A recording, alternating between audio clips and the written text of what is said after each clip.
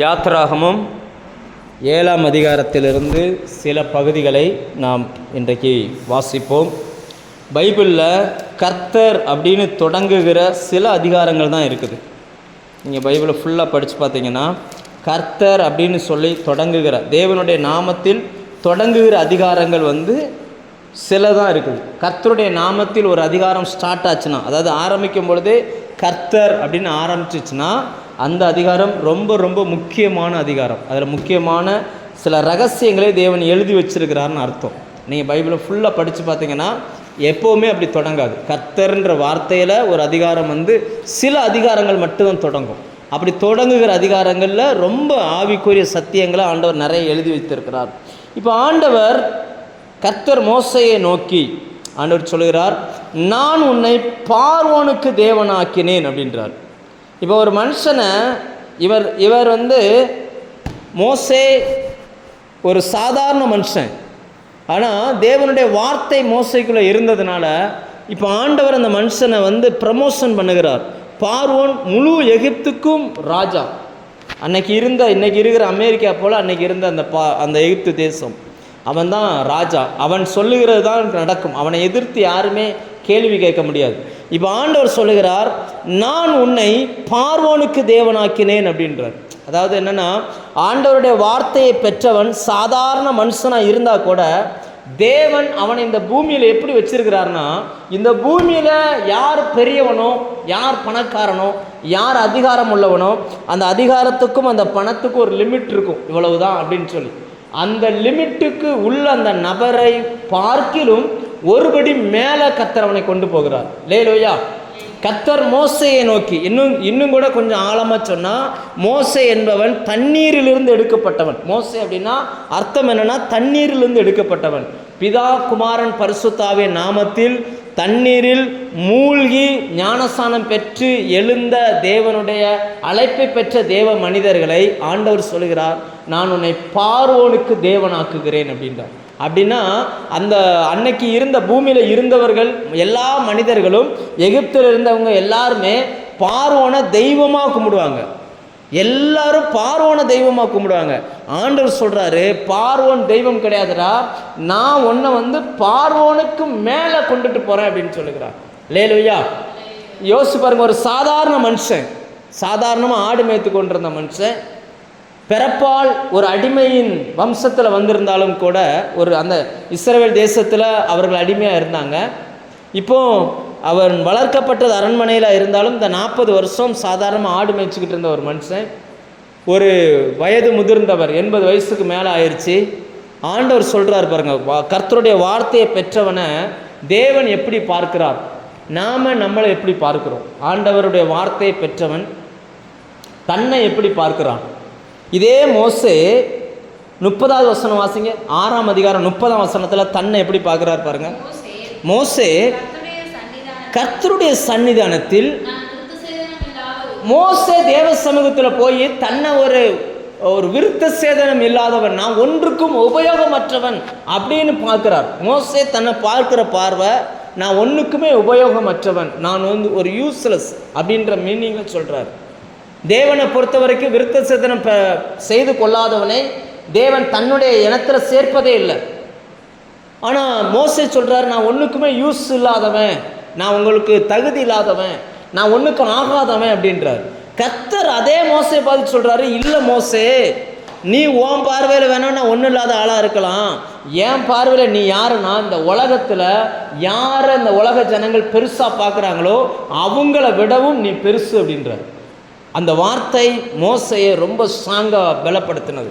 அதனால தான் அவர் சொல்லுகிறார், நான் உன்னை பார்வோனுக்கு தேவனாக்குகிறேன், உன் சகோதரனாகிய ஆரோன் உன் தீர்க்கதரிசியாக இருப்பான் அப்படின்றார். அப்படின்னா என்ன அர்த்தம்னா, நீ என்ன சொல்லுவியோ அதை கேட்டு ஜனங்களிடத்தில் பேசுகிறவன். அந்த 2 வார்த்தை எழுதியிருக்கு பாருங்க, ஒன்று சொல்லு, இன்னொன்று பேசு. 2ஆம் வசனம் வாசிங்க. நான் உனக்கு கட்டளையிடுகிற யாவையும் நீ சொல்லணும். நீ அவர் தனிப்பட்ட முறையில் சொல்வதுனா தனிப்பட்ட முறையில் ஒரு நபருக்கு சொல்ல வேண்டும். பார்வோன் இஸ்ரவேல் புத்திரரை தன் தேசத்திலிருந்து அனுப்பிவிடும்படி உன் சகோதரனாகிய ஆரோன் அவனிடத்தில் பேச வேண்டும். சொல்வது வேறு, பேசுவது வேறு. சொல்வது என்பது தனிப்பட்ட முறையில் சொல்கிறது. இப்போ நான் ஒரு காரியத்தை சொல்கிறது. பேசுவது என்பது ஒரு சபையில் அல்லது ஒரு இடத்துல ஒரு ஜனங்களுக்கு மத்தியில் எல்லாரிடத்துல பேசுகிறது. அப்போ தேவன் தன்னுடைய வழிகளை மோசேக்கு வெளிப்படுத்துகிறார். மோசே அதை ஆரோனுக்கு கற்றுக் கொடுக்கிறார். ஆரோன் அதை எல்லாருக்கும் முன்னாடி போய் என்ன செய்கிறாரு? பேசுகிறார். இன்னைக்கு நான் ஊழியக்காரர்கள் சொல்லுகிற இடத்துல இருக்கிறாங்க. அந்த வார்த்தையை பெற்று ஜனங்கள் மத்தியில் போய் பேசுகிறவர்கள் பேசுகிற இடத்துல இருக்கிறாங்க. இந்த ரெண்டுமே முக்கியம். ஒன்று சொல்லணும், இன்னொன்று என்ன செய்யணும்? சொல்வது என்பது பர்சனலாய் சொல்லுகிறது, பேசுவது என்பது எல்லாருக்கும் முன்னாடி போய் பேசுகிறது. ஸோ இப்படி ஆண்டவர் சொல்லுகிறார். அப்போ தேவன் இதில் நம்ம முதல்ல கற்றுக்கிட வேண்டியது என்னென்னா, தேவனுடைய வார்த்தையை பெற்ற ஒரு மனுஷனை அவர் நம்ம எப்படி பார்க்கிறார் அப்படின்றத நம்ம ஃபஸ்ட்டு பார்க்க பழகிக்கணும். ஒருவேளை நம்ம சாதாரண மக்களாக இருக்கலாம், நம்ம சொல்கிறத ஜனங்கள் கேட்காம இருக்கலாம். மோசே சொன்னதை அன்றைக்கி இருந்த யாருமே கேட்கல, கண்டுக்கிடவே இல்லை. அதனால தான் மோசே சோர்ந்து போய் சொன்னார், நான் விருத்த சேதனம் இல்லாத உதடு உள்ளவையா, நான் ஒன்றுக்கும் பிரயோஜனம் இல்லை, நான் சொல்லி யார் கேட்க போகிறா, எனக்கு சரியாக பேசவும் வராது, என்னை விட்டுருங்க ஆண்டவரே, என்னால் எதுக்கு உங்களுக்கும் வீணான பிரச்சனை அப்படின்ற மாதிரி அந்த மனநிலையில் சொல்லும் பொழுது ஆண்டவர் சொல்லுகிறார், அப்படி கிடையாது, என் பார்வையில் நீ இந்த உலகத்தில் இருக்கக்கூடிய எல்லாரையும் பார்க்கிலும் பெரியவன், உன்னை நான் அப்படி பார்க்குறேன், நீ ஒன்று செய், நான் உனக்கு சொல்கிறத உனக்கு உன்னோடைய உடன் ஊழியனா நான் உனக்கு தந்திருக்கிற ஆரோன்கிட்ட பேசு, டிஸ்கஸ் பண்ணு. பேசுனது டிஸ்கஸ் பண்ணு, நான் பேசுகிறத அவன்கிட்ட சொல்லு, பேசு, அவன்கிட்ட பேசு, சொல்லு. அவன் போய் எல்லாருக்கு முன்னாடி என்ன செய்வான்? பேசுவான். எல்லாருக்கு முன்னாடி அவன் பேசுவான். அப்போ இந்த விஷயத்தில் ஒன்று புரிஞ்சுக்கிடணும், தேவன் டைரக்டாக மோசையோடு பேசுகிறார். ஆனால் மோசே அந்த வார்த்தையை ஆரோனுக்கு சொல்லுகிறார். அப்படின்னா தேவன் டைரக்டாக ஆரோனோடு என்ன செய்யலை? பேசலை. டைரக்டாக மோசையோடு பேசுகிறார். மோசே அதை ஆரோன்கிட்ட சொல்லுகிறார். ரைட். அடுத்து என்ன நடக்கும் அப்படின்னாச்சுன்னா, அப்போ அடுத்து சொல்கிறார், இப்படி பேசு. சொன்ன உடனே என்ன நடக்கும்? பார்வோனின் இருதயத்தை நான் கடினப்படுத்துவேன். அவரே சொல்ல, நான் பார்வோனின் இருதயத்தை நான் கடினப்படுத்தி எகிப்து தேசத்தில் என் அடையாளங்களையும் அற்புதங்களையும் மிகுதியாய் நடப்பிப்பேன் அப்படின்றார். ஏன் அப்படி சொல்கிறார் அப்படின்னா, பார்வோன்கிட்ட போய் சொன்ன உடனே பார்வோன் ஒரு கேள்வி கேட்டான் பாருங்க. 6ஆம் அதிகாரம் வாசிங்க, 2ஆம் வசனம். 5ஆம் அதிகாரம் 2ஆம் வசனம். யாத்திராகம் 5:2 பார்வோன் ஒரு கேள்வி கேட்குறான் மோசேகிட்ட. அதற்கு பார்வோன், நான் இஸ்ரவேலை போகவிட கர்த்தரின் வார்த்தையை கேட்கிறதற்கு அவர் யார்? கர்த்தர் யார்? அவன் கேட்குறான், கர்த்தர் யார்? அவர் பேச்சை கேட்டு செய்கிறதுக்கு அவர் யார் அப்படின்னு அவன் கேட்ட அந்த ஒரு கேள்விக்கு தான் ஆண்டவர் சொல்கிறாரு, அவன் இருதயத்தை நான் கடினப்படுத்துவேன். ஏன் தெரியுமா? அற்புதங்களினாலும் அடையாளங்களையும் நான் மிகுதி அந்த பட்டணத்தில் செய்வேன். அவன் என்னையை பார்த்து யாருன்னு கேட்டுட்டான். சில நேரங்களில் நம்ம சொல்லுவோம்ல, என்னையை பார்த்து யாருன்னு கேட்டான். அது எப்படி என்னை கேட்கலாம்? சில நேரங்களில் சண்டை வந்துடும் வீட்டுக்குள்ளே சண்டை வந்தோடனே யாராவது இப்போ மாமியாரோ மருமகளோ அல்லது மருமக சில நேரங்களில் ஏதாவது ஒரு வார்த்தையை கடினமாக பேசிடும். நீ எப்படி என்னையை பார்த்து கேட்கலாம் அப்படின்னு ஏதோ ஒன்று கேட்டுச்சு அப்படின்னா அந்த மருமகளுக்கோ மாமியாருக்கோ கோவம் வந்துடும். என்னையை பார்த்து அவள் எப்படி இப்படி கேட்கலாம்? இந்த வார்த்தை இருக்குல்ல, யார் என்று கேட்கிற அந்த வார்த்தைக்கு அவ்வளோ பவர் இருக்குது. சில நேரங்களில் சண்டை போடும் பொழுது அதிகமாக பயன்படுத்துகிற வார்த்தை இதுதான், என்னையை கேட்க நீ யார் அப்படிம்பாங்க. உடனே இவங்க சொல்லுவாங்க, என்னையை பார்த்து யாருன்னு கேட்டாங்க, நான் யாருன்றதை நிரூபிக்காமல் விட மாட்டேன் அப்படிம்பாங்க. இங்கே தேவன் அந்த வைராக்கியம் கொள்கிறார். அவர் சொல்கிறாரு, அவன் என்னையை பார்த்து யாருன்னு கேட்டான்ல, அதனால் நான் அவனை நீ போய் சொல்லு, ஆனால் அவன் இருதயத்தை நான் என்ன செஞ்சிருவேன்? கடினப்படுத்திடுவேன். ஏன் கடினப்படுத்துகிறோம்னா, அவன் மட்டும் நம்பினா பத்தாது, அவன் தேசத்தில் இருக்கிற எல்லாரும் நான் செய்கிறத பார்க்கணும். அதனால் என்னுடைய அற்புதங்களையும் அடையாளங்களையும் நான் ரொம்ப மிகுதியாக எல்லாருடைய கண்களுக்கு முன்னாடி நான் செய்வேன் அப்படின்னு சொல்லி ஒன்று ஆரம்பிக்க போகிறார். ஒரு காரியத்தை என்ன சொல்கிறார் பாருங்கள். அப்படி சொல்லிட்டு அடுத்து சொல்லுகிறார், நான் எகிப்தின் மேல் என் கையை நீட்டி. நேற்று சொன்னோம்ல, கையினா என்னது? எகிப்தின் மேல் என் கையை நீட்டுறேன்னா அதுக்கு யாரை குறிக்குது? கை, தேவனுடைய கை என்பது இயேசுவை குறிக்குது. எகிப்தின் மேல் என் கையை நீட்டி இஸ்ரவேல் புத்திரரை அவர்கள் நடுவிலிருந்து புறப்பட பண்ணும்போது நானே கர்த்தர் என்று எகிப்தியர் அறிவார்கள். பார்வோன் என்ன அறிஞ்சுக்கிறது? அவனுடைய ஆளுகைக்கு கீழே இருக்கக்கூடிய ஒட்டுமொத்த ஜனமும் நான் தான் தெய்வன்றதை தெரிஞ்சுக்கணும் அப்படின்னு சொல்கிறார். லேலூயா. நம்முடைய அந்தரங்க வாழ்க்கையில் சில நேரங்களில் நம்ம தடுமாறும் பொழுது ஒன்றை புரிஞ்சுக்கிடணும், கர்த்தர் நமக்கு வெளியரங்கமான அற்புதங்களை செய்வான். லேலூயா. எல்லாரும் அதை பார்ப்பாங்க, என்னடா இவங்க எங்கேருந்துடா வரானுங்க, எங்கேருந்து இவங்களுக்கு இதெல்லாம் நடக்குது, எப்படி இவங்களுக்கு இதெல்லாம் இவங்களுக்கு மட்டும் எப்படி கர்த்தர் இதெல்லாம் செய்கிறாரு அப்படின்றத அவங்க வெளியரங்கமாய் அறிந்து கொள்ளக்கூடிய இடத்துல கர்த்தர் நம்மளை கொண்டு வந்து வைப்பார். லேலூயா. புறஜாதி ஜனங்கள் நம்மளை குறித்து பேசுவாங்க, இயேசுவை அறியாதவர்கள் பேசிக்கொள்வாங்க, இவங்களுக்கு எங்கேயோ இருக்கு இல்லையா, நம்மளை பற்றி பேசுகிறாங்க, நகரத்தில் பேசிக்கொள்கிறார்கள். பைபிள் சொல்லுகிறது, உங்களை குறித்து ஜனங்கள் என்ன செய்வாங்களாம், பேசுவார்கள். சொல்கிறேன், இவங்களுக்கு எங்கேயோ பணம் வருது. புறஜாதி ஜனங்கள் மட்டுமல்ல, கிறிஸ்தவர்களும் சொல்லுகிறார்கள், இவங்களுக்கு எங்கேயோ பணம் வருது. யாரோ வகையாக பணம் கொடுக்குறாங்க. யார் கொடுக்குறா? பரத்திலிருந்து கொடுத்தவனுக்கு கொடுக்கப்பட்டால் ஒழிய ஒன்றையும் அவன் பெற்றுக்கொள்ள மாட்டான். ரைட்டா? நம்ம முழங்கால் போடுறோம், நம்ம ஜெபிக்கிறோம், நமக்கு கர்த்தர் தருகிறார். அது ஜனங்களுக்கு தெரியறதில்ல. ஜனங்களை பொறுத்த வரைக்கும் என்னென்னா, எங்கிருந்தோ இவங்களுக்கு என்ன செய்யுது, ஆண்டவர் ஏன் இந்த மாதிரி வெளியரங்கமாக சில காரியத்தை செய்கிறார் அப்படின்னா, எகிப்தியர்கள் அறியணும் கர்த்தர் தான் தெய்வம்னு சொல்லி என்ன செய்யணும், ஜனங்கள் அறியணும். இயேசுவை அறியாதவர்களுக்கு தெரியணும் இயேசு தான் தெய்வம்னு தெரியணும். அதற்காகவே தேவன் சில காரியங்களை செய்கிறார். அடுத்து அவர் செய்ய இதிலிருந்து தொடங்குறது ஒரு 10 அற்புதங்களை செய்வார். இங்கேருந்து ஸ்டார்ட் பண்ணுறார். என்ன சொல்கிறார் பாருங்க. அப்படி சொல்லிட்டு அதுக்கப்புறம் இடையில 2 வார்த்தையை குறிப்பிடுகிறார். இதெல்லாம் எபிரேயத்தில் அதை எழுதி பார்த்தோம்னா அதுக்கான அர்த்தம் கரெக்டாக தெரிஞ்சிடும். என்ன சொல்கிறாருன்னா, பார்வோனோடே பேசும்போது மோசேக்கு 80 வயசு, ஆரோனுக்கு 83 வயது இருந்தது. ஏன் ஆண்டவர் இதை சொல்கிறாரு, எதுக்காக அதை பேசுகிறாரு அப்படின்னா, இந்த நம்பருக்குள்ளே ஒரு சில விஷயங்கள் இருக்குது. ஸோ இது நமக்கு இப்போ சொன்னால் புரியாது. இன்னொரு நாள் ஏதாவது எபிரேயம் சார்ந்த கிளாஸ் எடுக்கும்போது அன்னைக்கு பார்ப்போம். சரி, அடுத்து என்ன நடக்குன்னா, இப்போ ஆண்டவர் மோசேட்டையும் ஆரோன்ட்டு ஒரு மேட்டரை சொல்லி அனுப்புகிறாருங்க. பார், நீ போ, அவன் இருப்பான், அவங்ககிட்ட சொல்லு. அவன்கிட்ட போன உடனே அவன் சொல்லுவான், உங்கள் சார்பில் ஒரு அற்புதம் காட்டுங்கள் என்று பார்வோன் உங்களோடு சொன்னான் அப்படின்னா அவன் சொல்லுவான். நாம் கண்டிப்பாக கேட்க மாட்டான். கேட்கலன்னா கர்த்தர்னு சொல்கிறல, அவர் ஏதாவது செய்வாரான்னு பார்ப்போம் அப்படிமா. ஏதாவது சொன்னார்னா, இப்போ கோல், இந்த வசனத்தை நல்ல கவனிங்க, வாசிங்க 9ஆம் வசனம். உங்கள் பட்சத்துக்கு ஒரு அற்புதம் காட்டுங்கள் என்று பார்வோன் உங்களோட சொன்னால், அப்பொழுது நீ, யாரை பார்த்து இந்த வார்த்தை சொல்கிறாரு, மோசே பார்த்து சொல்கிறாரு, நீ ஆரோனை நோக்கி உன் கோலை எடுத்து அதை பார்வோனுக்கு முன்பாகவும் போடு என்பாயாக, அது சர்ப்பமாகும் என்றார்.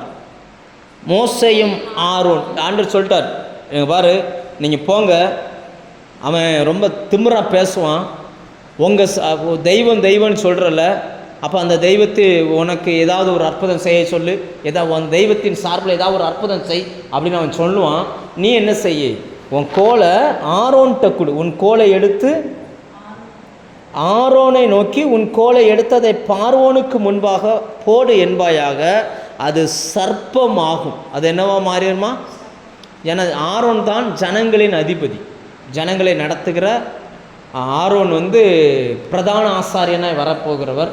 இயேசுவும் நமக்கு எப்படிப்பட்டவர், பிரதான ஆசாரியராக வரப்போகிறவர். இங்கேருந்து தான் ஸ்டார்ட் ஆகுது அந்த அற்புதங்கள். அப்போ சொல்ல கோலை போடு, அது பாம்பாக என்ன செஞ்சிடும், மாறும். அதோடு நிப்பாட்டிட்டார். அந்த பாம்பு என்ன செய்யும், மந்திரவாதிகள் என்ன பண்ணுவாங்க, இதெல்லாம் சொல்லவே இல்லை. நீ போய் போடு, போட்ட உடனே அது என்னவா மாறிடுமா, சர்ப்பமாக மாறும். இதை மட்டும் செய். உடனே மோசேக்கு பயங்கர சந்தோஷம். ஏன்னா இவர் ஏற்கனவே பார்த்துருக்காருல, ஒரு சர்ப்பம் ஆச்சுன்னா அந்த சர்ப்பம் வந்த உடனே பயப்படுறோம். பாம்புனா நம்ம ஊரில் சொல்லுவாங்களே, பாம்புனா படையும் நடுங்கும் இல்லையா, பாம்புனா படையும் நடுங்கும். நம்ம கையில் ஆண்டவர் ஒரு அற்புதத்தை கொடுத்துட்டாருன்னு 2 பேரும் சந்தோஷமாக போகிறாங்க. அங்கே போனால் அந்த பார்வோனுடைய அந்த அரண்மனைக்கு உள்ளே போயாச்சு. இவங்களை பார்த்த உடனே அவனுக்கு ரொம்ப ஒரு மாதிரி ஆகுது. அவன் சொல்கிறான், ஏய் உங்களை தான் நான் செங்கலருக்கு போச்சேன், நம்மளை நீங்கள் என்ன பண்ணிகிட்ருக்கீங்க? உடனே இவங்க சொல்கிறாங்க, எங்கள் தெய்வம் அவரை ஆராதிப்பதற்கு எங்கள் ஜனங்களை கூப்பிடுறதுக்கு வர சொல்லியிருக்கிறார், நாங்கள் போய் தான் அவங்கள தேவனை ஆராதிக்க போகிறோம். அப்படின்னா உங்கள் தெய்வம் அவ்வளோ பெரிய ஆளா, ஏதாவது ஒரு அற்புதம் செஞ்சு காட்டு. ஏன்னா அந்த நாட்களில் மந்திரவாதிகள் வாழ்ந்தார்கள், நிறைய பெரிய பெரிய மந்திரவாதிகள் அங்கே இருந்தாங்க. உடனே இப்போ டக்குன்னு மோசைக்கு, ஏன்னா மோசைக்கு பேச்சு வராதுல, மோசை வேகமாக பேச மாட்டார். அதனால் மோசை என்ன பண்ணுவார்னா இவரை கையை காமிட்டுறார், ஆரோனை கையை காட்டுறார். அப்படின்றார். உடனே இவர் கோலை எடுக்கிறார். ஆரோன் கையில் இருந்த அந்த கோலை தூக்கி என்ன பண்ணிட்டாராம், போட்டார். அது என்னவா மாறிடுச்சு? ஆமாம், சர்ப்பமாக மாறினது பிரச்சனை இல்லை. சர்ப்பமாக மாறினா பார்வோனுக்கு சிரிப்பு வரும். அவனுக்கு என்ன வருது? ஏன்னா அவன் சொல்கிறான், இதெல்லாம் ஒரு அற்புதமா? மந்திரவாதிகளை கூப்பிட்றான், நீ போடு. அந்த வசனம் சொல்லுகிறது, மந்திரவாதிகள் ஒன்று ஒன்றாய் போட்டார்கள். ஒருத்தன் வந்து ஒரு கோலை போடுறான், அது என்ன செய்யுது? பாம்பாக மாறுது. இப்போ மந்திரவாதி வந்து ஒரு கோலை போட்டு அதை பாம்பாக மாறினது பிரச்சனை இல்லை. பாம்பாக மாறினோடனே இவங்க போட்ட அந்த கோல் என்னவா மாறிடுச்சு? பாம்பாக மாறிடுச்சு. இந்த பாம்பு என்ன செஞ்சிருச்சு? போய் முழுங்கிருச்சு. ஒரு பாம்பை முழுங்கின உடனே இன்னொரு மந்திரவாதி இன்னொரு கோலை போடுறான். இப்போ மறுபடி போய் இது என்ன செய்யுது? அந்த பாம்பை முழுங்குது. அடுத்து ஒவ்வொருத்தனா போட்டுக்கிட்டே இருக்கிறான். ஒன்று ஒன்றா போட போட போட எல்லாத்தையும் இது என்ன பண்ணிருச்சு? விழுங்கிட்டு திரும்பவும் அவருடைய கரத்தில் அது கோலா என்ன செஞ்சிருச்சு? மாறிடுச்சு. அந்த வசனத்தை வாசிங்க. மோசேயும் ஆரோனும் 10 பார்வோனிடத்தில் போய் கர்த்தர் தங்களுக்கு கட்டளையிட்டபடி செய்தார்கள். ஆரோன் பார்வோனுக்கு முன்பாகவும் அவன் ஊழியக்காரருக்கு முன்பாகவும் அவன் கோலை போட்டான். பைபிளில் கோல் என்பது கர்த்தருடைய வார்த்தை. கோல் என்பது எதை குறிக்குது? கர்த்தருடைய வார்த்தையை குறிக்குது. இந்த கர்த்தருடைய வார்த்தையாய் இயேசு இந்த பூமிக்கு வரப்போகிறார் என்பதை பழைய ஏற்பாட்டில் அடையாளப்படுத்துகிற சம்பவம் இது. ஏனென்றால் யோவான் 1:14 சொல்லுகிறது, அந்த வார்த்தை மாம்சமாகி கிருபையினாலும் சத்தியத்தினாலும் நிறைந்தவராய் நமக்குள்ளே வாசம் பண்ணினார். தேவனுடைய வார்த்தையால் இயேசு இந்த பூமிக்கு வருவார். இயேசு என்கிற அந்த தேவனுடைய வார்த்தை என்கிற அந்த கோலை எடுத்து அப்படி போட்ட உடனே அது என்னவா மாறுதான்? சர்ப்பமாய் மாறுது. சர்ப்பமாய் மாறினதோடு அதனோட வேலை நிற்கலை. வாசிங்க அடுத்து. அது சர்ப்பமாயிற்று. அப்பொழுது பார்வோன் பயப்படவே இல்லை. அதை பார்த்துட்டு பயப்படவே இல்லை. அப்பொழுது பார்வோன் சாஸ்திரிகளையும் சூனியக்காரரையும் அழைப்பித்தான். எகிப்தின் மந்திரவாதிகளும் தங்கள் மந்திர வித்திரையினால் அப்படி செய்தார்கள். அப்படி எப்படி செஞ்சாங்கன்னா, அவங்க ஒரு 100 பேர் இருக்கிறாங்கன்னு வச்சுக்கிட்டோம். ஒவ்வொருத்தனா ஒவ்வொரு கம்பை போடுறான். ஒவ்வொரு கம்பை போட போட போட போட ஒவ்வொன்று ஒவ்வொரு பாம்பாக மாறுது. இந்த பாம்பு போடப்பட்ட வார்த்தை என்கிற அந்த பாம்பு இது எல்லாத்தையும் என்ன பண்ணுது? விழுங்குது. பொதுவாக வந்து பாம்பை வேறு எந்த மிருகமுமே விழுங்காது. ஏன்னா பாம்பினுடைய தலையில் தான் அந்த விஷம் இருக்கும். பாம்பினுடைய அந்த தலையில் தான் விஷம் இருக்கும். அதனால் அந்த பாம்பின் தலையை வந்து யாருமே எந்த மிருகமுமே கட்டிக்காது, அதை எடுத்து சாப்பிட முடியாது. பொதுவாக பாம்பும் கீரியும் சண்டை போடும். அப்படி சண்டை போடும்போது கூட தலையை கடிக்க முடியாது. அதால் உடம்பை தான் என்ன செஞ்சிடும்? கடிக்கும். உடம்பை வந்து காயப்படுத்திட்டாங்கனாலே பாம்பு ஆட்டோமேட்டிக்காக செத்துரும். ஆனால் இங்கே இந்த பாம்பு என்ன பண்ணிடுச்சுன்னா அப்படி தலையை வந்து அப்படி கவ்வி இழுக்குது. ஏன்னா வசனம் என்ன சொல்லுதுன்னா, அவர் உன் தலையை நசுக்குவார். அப்படின்னா தலையை நசுக்குவார்னு அர்த்தம்னா, இப்போ பிசாசின் தலையை நசுக்கினார்னு பைபிளை வாசிக்கிறோம். அதுக்கு அர்த்தம் தலையை உண்மையை நசுக்கினார்னு அர்த்தம் இல்லை. தலையில் பாம்பினுடைய அந்த தலையில் அந்த அதில் தான் ஆலோசனை, இந்த ரகசியம் சொல்கிறது, தந்திரம், இது எல்லாம் பாம்பினுடைய அந்த தலையில் தான் இருக்குது. இன்றைக்கி மனுஷனுடைய மூளை இருக்கு இல்லையா, அந்த எண்ணங்களையும் அந்த கிரியைகளையும் அவனுடைய செயல்களையும் இயேசு அழித்தாரே தவிர பிசாசு இன்னும் அழிக்கலை. பிசாசு பூமியில் இருக்கிறான். அவனுக்கு அழிவு எப்போ அப்படின்னா, வெளிப்படுத்தல் சொல்லுகிறது, அவர் இயேசு சபை எடுத்துக்கொண்ட பிறகு, அவருடைய 1000 வருஷ அரசாட்சி முடிஞ்ச பிறகு தான் பிசாசை அழிக்கிறார். இப்போ பிசாசை அழிக்க வரல, அவர் பிசாசின் கிரியையை அழிக்கும்படி வந்தார். ரைட்டா? பிசாசின் கிரியை அழிக்கும்படி வந்தார். அதற்கு அடையாளமாக இந்த சம்பவம் போட்டிருக்கு. ஒன்றா விழுங்குறது. ஒவ்வொரு சர்ப்பத்தினுடைய எல்லா தலையில் இருக்கிற விஷத்தையும் அவர் என்ன பண்ணிட்டாரு? இப்போ பாம்பை விழுங்கினார்னு அர்த்தம்னா, பாம்புக்குள்ளே இருந்த அந்த விஷத்தை இது என்ன செஞ்சிருச்சு?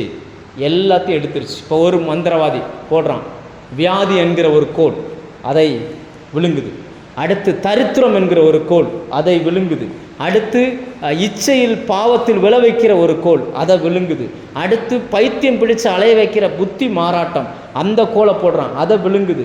என்னென்ன உலகத்தில் என்னென்ன பிரச்சனைகளை பிசாசு கொண்டு வர முடியுமோ எல்லாத்தையும் ஒரு கோலாய், ஒரு வார்த்தையாய் அப்படி போட போட போட போட இந்த கோல் எல்லாத்தையும் என்ன பண்ணிருச்சான்? விழுங்கினது. அடுத்த வசனம் வாசிங்க. அதான் முக்கியமான வார்த்தை. கர்த்தர் சொல்லி இருந்தபடி. அது இல்லை 12ஆம் வசனம். ஒவ்வொருவனாக தன் கோலை போட்ட போது அவைகள் சர்ப்பங்கள் ஆயின. ஆரோனுடைய கோலோ அவருடைய கோல்களை விழுங்கிற்று. ஆனால் விழுங்கிட்டு அந்த கோல் மறுபடியும் சர்ப்பமாக மாறினது, மறுபடியும் என்ன வந்துருச்சு? கோலாக மாறி, கம்பாக மாறிடுச்சு. எப்படின்னா எங்கே இருக்குது அந்த வசனம்? 15ஆம் வசனம் வாசிங்க. காலமே பார்வோனிடத்துக்கு போய் போ, அவன் நதிக்கு புறப்பட்டு வருவான். நீ அவனுக்கு எதிராக நதியோரத்திலே நின்று சர்ப்பமாக மாறின கோலை. அப்படின்னு அர்த்தம் என்னன்னா, அந்த கோல் போட்ட உடனே பாம்பா மாறிச்சு. பாம்பா மாறி எல்லா மந்திரவாதிகளுடைய எல்லாத்தையும் உறிந்திட்டு இப்போ அது என்னவா மாறிடுச்சுன்னா மறுபடியும் கோலாவே என்ன செஞ்சிருச்சு? மாறிடுச்சு. அப்படின்னா அர்த்தம் என்ன? இப்படி வச்சுக்கிட்டோம், ஒரு 100 மந்திரவாதிகள் சூனியக்காரர்கள் இருக்கிறாங்க. எல்லாருடைய மந்திரம் செய்யக்கூடிய அந்த கம்பு, அந்த மந்திரம் செய்யக்கூடிய அது எல்லாமே விழுந்துச்சு. எல்லாமே இந்த கோல் என்ன பண்ணிருச்சு? இந்த சர்ப்பமாக மாறின கோல் விழுங்கிருச்சு. இப்போ அந்த கோல் ஆரோனுடைய கைக்கு இப்போ திரும்ப என்ன செஞ்சிருச்சு? கோலாவே வந்துருச்சு. இப்போ அந்த மந்திரவாதிகளுடைய மந்திரம் செய்யக்கூடிய தன்மையெல்லாம் எதுக்குள்ளே இருக்குது சொல்லுங்கள்? எதுக்குள்ளே இருக்குது? இந்த கோலுக்குள்ளே இருக்குது. இனி அவர்களால் எந்த வேலையுமே செய்ய முடியாது. அவர்களால் இது எதுவுமே என்ன செய்ய முடியாது. ரைட். இதுதான் முதல் சுவிசேஷம், ஆண்டவர் செய்த முதல் அற்புதம். இதன் மூலமாக எகிப்தியருக்கு என்ன கற்றுக் கொடுக்க விரும்பினார் அதை விடுங்க, நமக்கு என்ன கற்றுக் கொடுக்குறார், நமக்கு எப்படி சிலுவையோடு இது தொடர்பாகுது அப்படின்னாச்சுன்னா, இயேசுவும் வார்த்தை, இயேசு என்பவர் வார்த்தை. அந்த வார்த்தையாகிய இயேசு கிறிஸ்துவை பிதாவாகிய தேவன் இந்த பூமிக்கு அனுப்பினார். அனுப்பும் பொழுது அவரையே சர்ப்பமாய் மாற்றினார். அவரே என்ன செஞ்சார்? நீங்கள் யோவான் 3ஆம் அதிகாரம் 14ஆம் வசனம் வாசிச்சிங்கன்னா, இயேசு தன்னுடைய மரணத்தை பாம்போடு கம்பேர் பண்ணுவார். எப்படின்னா, மோசேயினால் சர்ப்பமானது மோசேயினால் வனாந்தரத்தில் உயர்த்தப்பட்டது போல மனுஷகுமாரனும் தன்னை விசுவாசிக்கிறவன் எவனோ கெட்டு போகாமல் நித்திய ஜீவனை அடையும்படிக்கு உயர்த்தப்பட வேண்டும் அப்படிம்பார். ரெண்டாவது இன்னொரு இடத்துல பார்த்தீங்கன்னு சொன்னால் 2 கொரிந்தியர் 5ஆம் அதிகாரம் கடைசி வசனம் வாசிங்க. பவுல் இது அங்கே எழுதும்போது எப்படி எழுதுகிற பாருங்கள். 2 கொரிந்தியர் 5ஆம் அதிகாரம் கடைசி வசனம் சபைக்கு எழுதும் பொழுது, பாவம் அறியாத அவரை நமக்காக பாவம் ஆக்கினார், நாம் அவருக்குள் தேவனுடைய நீதியாகும்படிக்கு. பாவம்னா என்னன்னே தெரியாத இயேசு கிறிஸ்துவை நமக்காய் பாவியா மாத்தல, பாவத்தின் உருவமாகவே மாற்றினாராம், பாவம் ஆக்கினார். அப்படின்னா அர்த்தம் என்னன்னா, பாவம் செய்ய வச்சது எது அப்படின்னா சர்ப்பம். ஏவாளை பூமியில் பாவம் செய்ய வச்சது எது? சர்ப்பம். அந்த பாம்பின் வடிவத்தில் பிசாசு வந்ததுனால தான் அந்த சபிக்கப்பட்ட, அதுக்கு முன்னாடி வரைக்கும் பாம்புக்கு கால் இருந்திருக்கு. உங்களுக்கு நம்ப முடியுமா? பாம்புக்கு கால் இருந்திருக்கு. இது விஞ்ஞானத்தில் நிரூபிக்கப்பட்ட உண்மை, வேதமும் அதை சொல்லுகிறது. அதுக்கு முன்னாடி வரைக்கும் பாம்புக்கு கால் இருந்திருக்கு. என்னைக்கு ஏமாத்தினானோ அன்னைக்கே ஆண்டவர் சொல்லிட்டாரு, இனி நீ மண்ணில் தான் ஊந்து போவ அப்படின்ட்டார். ஆமாம், அது அந்த சாபத்துக்கு அப்புறம் தான் இந்த பாம்பு என்ன செய்யுது? வயிற்றுனால போகுது. அதுக்கு முன்னாடி வரைக்கும் கால் இருந்திருக்கு. இந்த சில பூச்சிகளுக்கு, இந்த ரயில் பூச்சிகளுக்கு இருக்கும் பார்த்தீங்களா, இந்த மாதிரி கால் இருந்திருக்கு. அதனால தான் அந்த சர்ப்பமானது, அந்த பிசாசின் தந்திரம் என்னன்னா, மனுஷனுக்குள்ளே புகுந்துருச்சுன்னா காலில் விழ வைக்கும் மனுஷனை. நீங்கள் பாருங்கள், இயேசுவை அறியாத இந்து மார்க்கத்தில் இருக்கிறவன் அத்தனை பேரும் அந்த சாமியாடி காலில் போய் விழுவான், காலில் விழ வச்சிரும். இல்லைன்னா பாத பூஜை பண்ண வைக்கும். பிசாசுக்கு காலே கிடையாது.